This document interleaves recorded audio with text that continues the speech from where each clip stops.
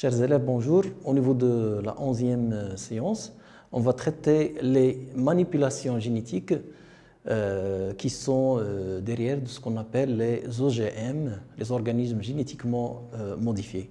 Comme vous le voyez sur l'écran, on a une photo de pastèque dont la forme est tout à fait différente de celle qu'on connaît tous. Donc, elle a une forme, si vous voulez, cubique, voilà. Et on a également des tomates qui sont plus résistantes, hein. Donc ils forment ce qu'on appelle les plantes génétiquement modifiées, les PGM. Donc avant, on va passer, si vous voulez, on revêt les grands axes qu'on va traiter au cours de cette séance.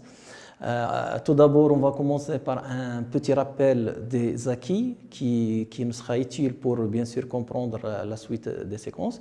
Et au niveau de la première séquence, on va parler un petit peu du transfert naturel des gènes chez les plantes pour bien sûr comprendre cette technique de formation des organismes génétiquement modifiés. La séquence 2, on va voir les techniques de modification génétique chez les plantes au labo.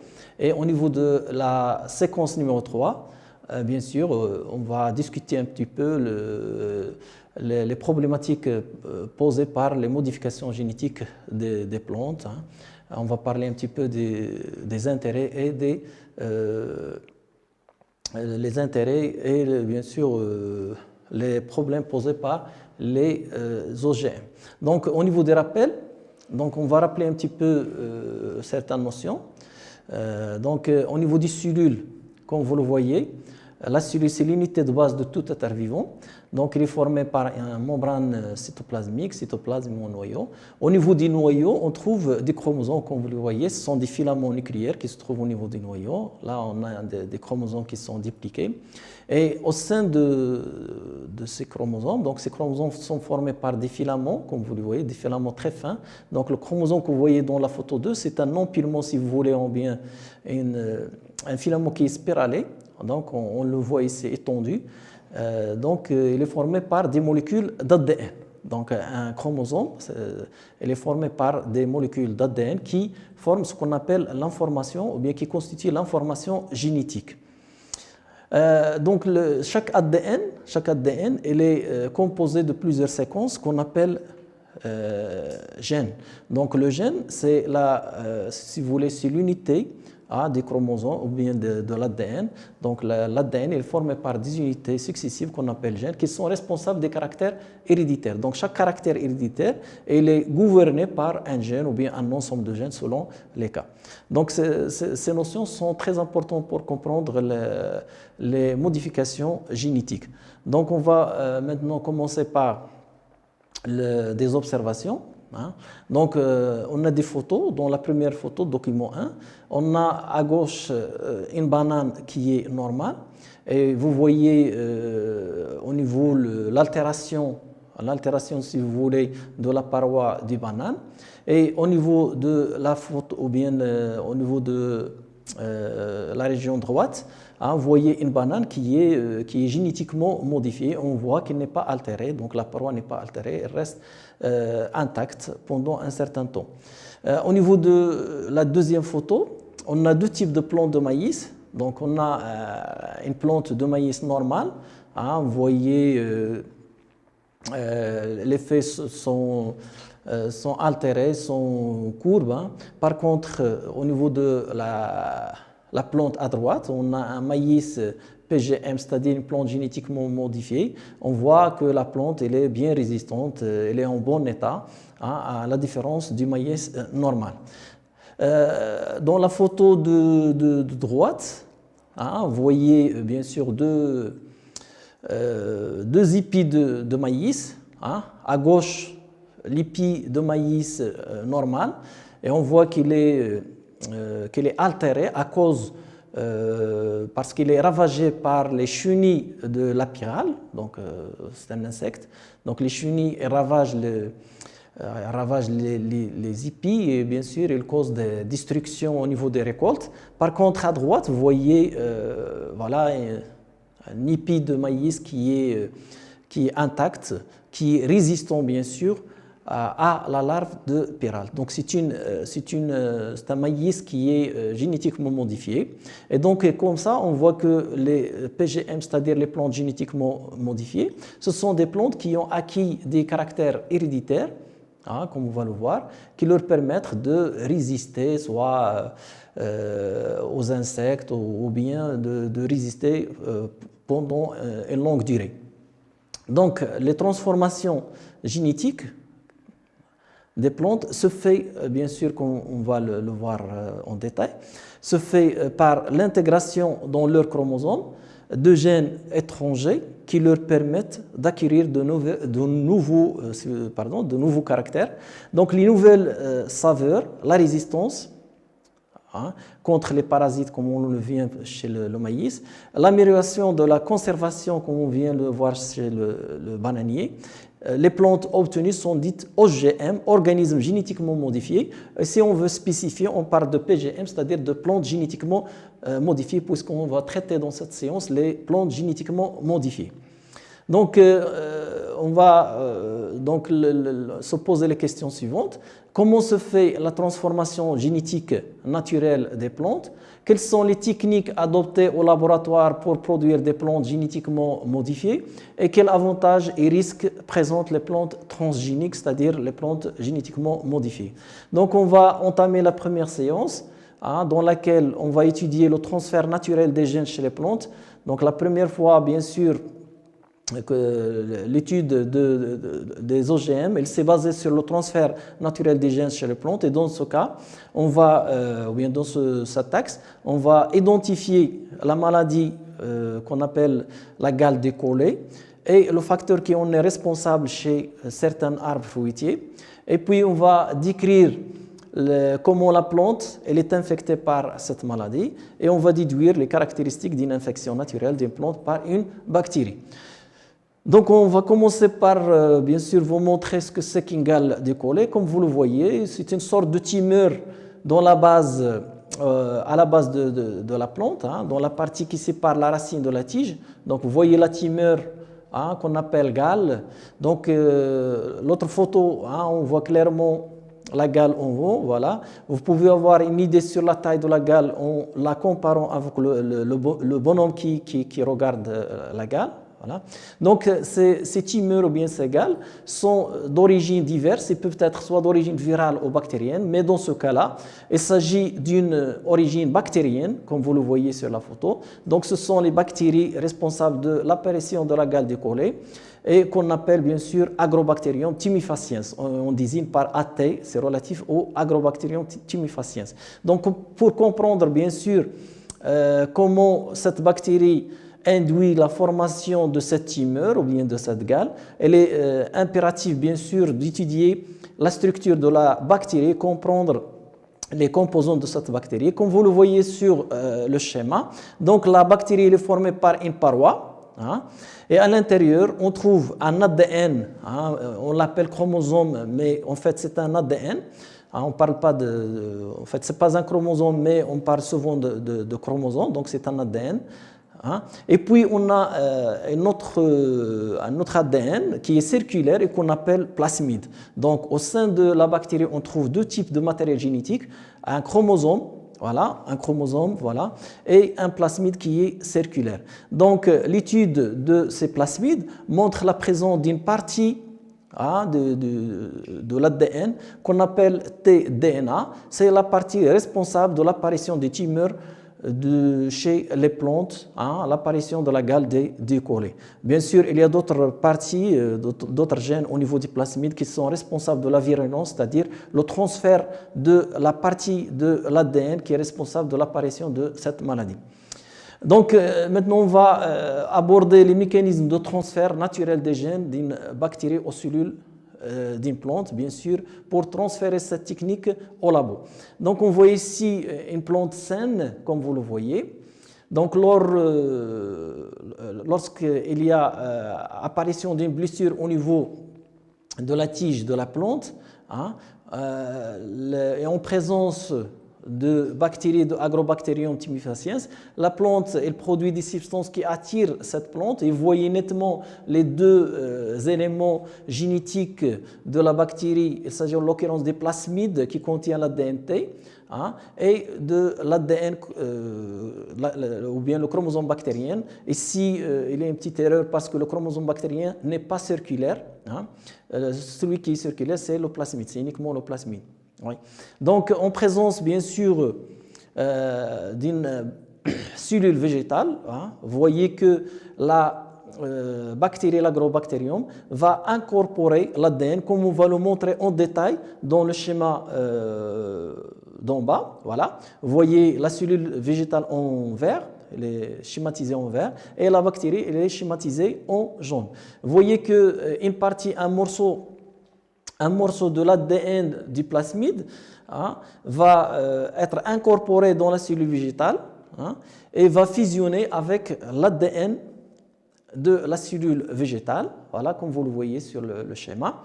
Donc, et par là, la cellule végétale va acquérir une nouvelle information génétique qui est responsable, bien sûr, l'ADN-T qui est intégré au niveau de l'ADN végétal. Donc cet ADN, ce nouveau ADN, ce nouveau gène, il est responsable de l'apparition de la gale décollée, c'est-à-dire la tumeur au niveau de la partie intermédiaire entre la tige et la racine. Donc, le schéma nous montre donc le processus d'obtention d'une plante génétiquement modifiée. Donc, en résumé, l'Agrobacterium timifaciens est une bactérie qui se développe dans le sol. Elle est attirée par des composés organiques dégagés par la plante lorsqu'elle est lésée ou bien blessée. Voilà. Au niveau de cette blessure, Agrobacterium est capable de se fixer sur les cellules du végétal et induire la formation d'une gale. Cette induction, elle se fait en plusieurs étapes. La première étape, c'est la perforation de la paroi de la cellule végétale pour bien sûr permettre l'injection des plasmides TI ou une partie des plasmides TI de la bactérie dans le cytoplasme de la cellule hôte. Après, on va assister à le fragment des plasmides, le fragment d'ADN des plasmides TI qu'on appelle l'ADN-T, une tumeur, est transféré vers le noyau de la cellule végétale, puis il sera intégré. Il va fusionner avec le génome de la cellule végétale et comme ça la cellule végétale va avoir de nouvelles caractères génétiques. Donc ces caractères se manifestent au niveau de la prolifération tumorale des tissus de la plante. Donc on va avoir une multiplication anarchique des cellules, ce qui va induire la formation de la tumeur, et la synthèse des protéines qu'on appelle les opines qui sont nécessaires pour la croissance de la bactérie. Donc la bactérie AT a réussi à transformer le matériel génétique de la cellule végétale pour son propre compte. Bien sûr, la cellule végétale va acquérir de nouveaux caractères en lui transférant un fragment de son ADN. C'est le principe de la transgénèse. Et donc la transgénèse, c'est quoi la transgénèse? C'est la technique qui permet l'obtention de variétés de végétaux utiles à l'homme pour induire, ou bien plutôt par l'introduction de gènes d'espèces différentes et l'acquisition de propriétés nouvelles. Donc maintenant, on va voir les effets de... Voilà. On va voir les effets de cette transformation génétique causée par la bactérie. Donc, on voit ici la plante qui est blessée. On a montré le couteau pour montrer la blessure au niveau de la plante. Et en présence de l'Agrobacterium timifaciens, qui sera attiré par des produits produits par la plante. Donc, l'Agrobacterium va modifier le patrimoine génétique de la cellule végétale, ce qui va entraîner un ensemble de caractères. Donc voilà, donc la cellule végétale sera transformée, on voit nettement l'intégration de l'ADN-T, le morceau du plasmide, voilà, qui est intégré dans le chromosome de la cellule végétale. Donc la première des choses, c'est la transformation de la cellule végétale. Deuxièmement, on va voir une croissance indépendante des hormones, c'est-à-dire une croissance anarchique des cellules végétales, ce qui va induire la formation de tumeurs. Bien sûr, pour la bactérie, c'est un bénéfice pour avoir un maximum de cellules, pour produire un maximum d'opines, voilà. Donc les opines qui seront la source ou bien qui forment la source de carbone et d'azote pour les agrobactériums. Donc au niveau de la tumeur, bien sûr, on trouve une mosaïque de cellules. Il y a des cellules qui ont intégré l'ADN, voilà, qui ont intégré l'ADN-T de l'Agrobacterium timifaciens, donc ils vont acquérir ce nouvel caractère, ou bien ces nouveaux caractères plutôt. Et il y a des cellules qui n'ont pas fixé ou bien intégré l'ADN-T, donc elles vont rester des cellules normales. Donc là, vous voyez une structure mosaïque au niveau de la tumeur. Donc, au niveau de la séquence 2, on va traiter les techniques de modification génétique chez les plantes au laboratoire. Donc, on va se servir de ces connaissances de transfert génétique dans la nature, bien sûr, pour l'exploiter au labo. Donc, dans cette séquence, on va décrire les étapes d'obtention d'une plante génétiquement modifiée au labo par un transfert utilisant un vecteur biologique, technique indirecte.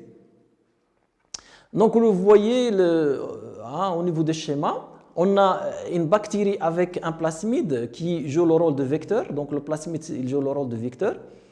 Voilà. Le noyau, toujours l'ADN ou bien le chromosome de la bactérie. Donc, le plasmide, c'est un ADN secondaire, n'est pas essentiel pour la bactérie. Il peut le perdre, il n'y a pas de problème. Donc, au niveau de l'autre côté, vous voyez une cellule contenant un gène recherché, c'est-à-dire le gène qui est responsable des caractères héréditaires qu'on cherche. Donc, qu'est-ce qu'on va faire? Donc, on va isoler le plasmide. Donc, dans un premier lieu, on va isoler le plasmide parce qu'il va jouer le rôle de vecteur, voilà, le vecteur du gène qu'on veut, sur lequel on va travailler. Et au niveau de la cellule, contenant le gène recherché, on va procéder à couper, si vous voulez, voilà, on va couper le gène par l'utilisation d'enzymes qu'on appelle les enzymes de restriction. Donc, ce sont des enzymes spécifiques qui peuvent couper à des endroits très précis pour, bien sûr, isoler le gène recherché. Donc, après ces étapes, bien sûr, on va procéder à l'insertion. Donc, on va insérer le gène recherché. On va l'insérer dans le plasmide qui va jouer le rôle de transporteur. Donc, après quoi, on va introduire le plasmide, comme vous le voyez sur le schéma, dans la bactérie. Donc, la phase d'introduction des plasmides dans la cellule bactérienne, dans le but, bien sûr, de multiplier la bactérie afin de multiplier la copie de gènes recherchés. C'est-à-dire, on peut, avec cette multiplication, avoir des clones de gènes. Par la suite, on peut avoir un nombre illimité de gènes du caractère recherché. Donc après, on a deux voies. Soit qu'on va utiliser ces bactéries, bien sûr, qui vont exprimer leur gène, et pour donner bien sûr des protéines, parce que le gène donne des protéines, va donner des protéines. Bien sûr, des protéines qu'on va utiliser soit dans le domaine médical, par exemple l'utilisation ou bien production de l'insuline, de l'hormone de croissance, ou bien on va procéder à un isolement des gènes, des copies du gène pour les utiliser après. Donc vous voyez là un exemple d'utilisation des protéines qui sont produites suite à l'expression de gènes. Voilà, dans le premier cas. Donc, il va nous donner, comme vous le voyez sur le schéma, des hormones de croissance. Vous le voyez ici. On a un enfant qui est nain, qui ne produit pas des hormones de croissance. On peut s'en servir de cette technique pour produire des hormones de croissance. Donc, il va remédier l'absence de la production de cette hormone par cet enfant. Donc ce côté médical, on ne va pas en parler parce qu'il ne nous intéresse pas dans cette séance. On va parler des côtés, si vous voulez, végétal. Donc on va isoler des copies, si vous voulez, ou bien des copies des gènes. Donc ces copies, on va les insérer dans des plantes pour acquérir bien sûr de nouvelles caractères héréditaires. Et comme ça, on va voir des PGM, c'est-à-dire des plantes qui sont génétiquement modifiées. Donc là, on va donner en détail les étapes de la transgénèse, c'est-à-dire de la transformation génétique. Donc on va commencer d'en haut, à gauche. Voilà. La première des choses, on va identifier le gène d'intérêt sur un organisme donneur qui peut être soit une bactérie, une plante, un animal, etc. Voilà. Après quoi, on va procéder à l'isolement des gènes d'intérêt par l'utilisation bien sûr, par l'utilisation des enzymes de restriction. Et après, on va procéder à l'intégration, on va intégrer le gène d'intérêt dans un plasmide, comme vous le voyez sur le schéma. Ensuite, on va procéder à la multiplication pour avoir plusieurs copies de gènes recherchés. Et on a deux voies. Soit qu'on va procéder par la technique de bombardement, c'est-à-dire on va fixer les gènes sur du billes, on va bombarder les cellules pour faire pénétrer et introduire le gène recherché. Ou bien on va utiliser la technique biologique, c'est-à-dire on va se servir des bactéries, qui vont, par exemple ici Agrobacterium, qui va bien sûr intégrer le gène à l'intérieur de la cellule végétale. Donc après bien sûr l'intégration de la cellule, on va sélectionner les cellules transformées parce que toutes les cellules ne seront pas transformées, certaines seront transformées, d'autres pas. Donc après la sélection des cellules transformées, on va procéder à la régénération. Donc on va produire des plantes à partir de ces cellules, on va produire des cales qui vont se multiplier et donner des plantes, comme vous le voyez. Et on va essayer d'évaluer l'expression des gènes. Est-ce que effectivement la plante a pu exprimer le gène qu'on a introduit à l'intérieur de cette plante? Et en fin de compte, on peut se servir de ces plantes pour réaliser des croisements avec des variétés commerciales pour obtenir bien sûr d'autres variétés avec le gène recherché. Donc maintenant au niveau de la séquence 3, on va passer aux problématiques de la modification génétique des plantes. Donc dans cette séquence, on va traiter deux points. On va essayer de distinguer les avantages des plantes OGM par rapport aux plantes naturelles et définir les risques éventuels bien sûr des OGM sur l'équilibre naturel ainsi sur la santé de l'homme. Donc on va commencer par le premier point, c'est-à-dire les avantages des OGM. Comme vous le voyez sur le document 1, on a créé un maïs transgénique qui résiste aux chenilles de la pyrale. Donc comme ça, on peut obtenir des plantes qui résistent aux parasites sans bien sûr recourir à l'utilisation des pesticides.